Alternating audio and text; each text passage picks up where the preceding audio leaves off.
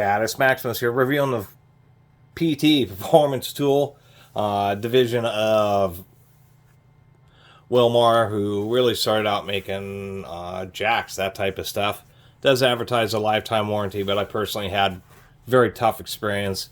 You got to pay for shipping, and then they're not particularly generous, so this lifetime warranty isn't the same as other manufacturers. It's not a Zippo warranty, that's for sure. Anyway, I did do a review a long time ago about one of these. That would happen to be this Taquero, excuse me. And this is actually a JIS, pretty nice version. So I saw this performance tool and thought, oh wow, well it's a remake, but it's actually, I think it's more of a knockoff. So what we have here is we have the genuine Taquero, and we have the performance tool. And if we look, there's actually, it really is like a lower quality knockoff. Just not quite as rounded, different shape on the end there. The knurling on the performance tool, barely there, where it's a lot more aggressive and useful on the Taquero. Not quite as good a finish on the retaining band as it is on the Taquero. Otherwise, it's, you know, it looks basically the same. We have a nice little chamfer on the tip here. That doesn't exist on the performance tool.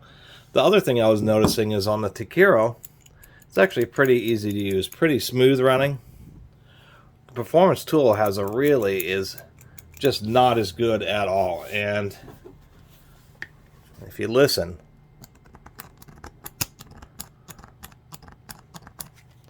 it's just, you know, not as good a finish internally. You can hear this one, the genuine Taquero, runs more smoothly. That's indicating that there just is not as good a finish on the internal moving parts. But it's definitely an exact knockoff. What we have here is the bits that came with it. These on the left are from the Taquero. These on the right are from the performance tool. And we can see on the extractors, particularly here, I mean, these are really poorly manufactured. You can see there's just all sorts of chowdering and, you know, tearing of the metal when they made the extractors. Or on the Taquero, they look really nice. The other thing you'll notice is that the Taquero has just a different flute spacing and flute pitch. So that's what's unfortunate, is that the performance tool is, you know, as you would expect, not as good a tool as the original Taquero. Anyway, do a little demonstration here. Let me zoom out a little bit. With something small like this, you know, you can certainly hit it with a hammer. It tends to beat it up, but you can use like a plastic hammer or even a rubber mallet, something this small. And maybe not, I actually wouldn't use a good quality rubber mallet because they tend to have softer rubber. A lower quality one like this tends to actually be pretty hard and more plastic-like.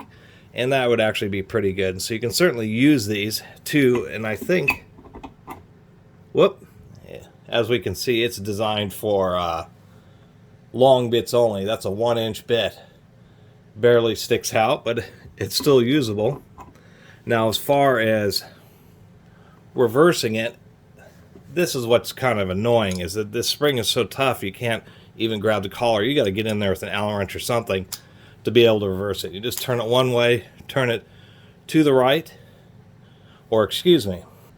It's a little confusing because the right and left is actually referring to the handle. So if you want it to tighten, to go to the right, you turn the handle to the right. If you want it to loosen, you turn the handle to the left. So I'm going to try driving the screw. Yeah, and you really need like an Allen wrench or something.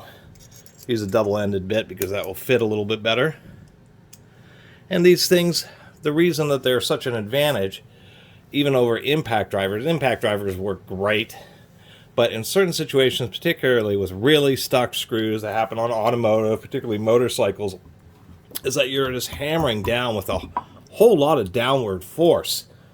And that's being translated via a cam into a small amount of twisting force. So it can end up breaking, particularly things like Phillips head screws, more reliably than even an impact driver, because you practically have to stand on the impact driver, or something like this.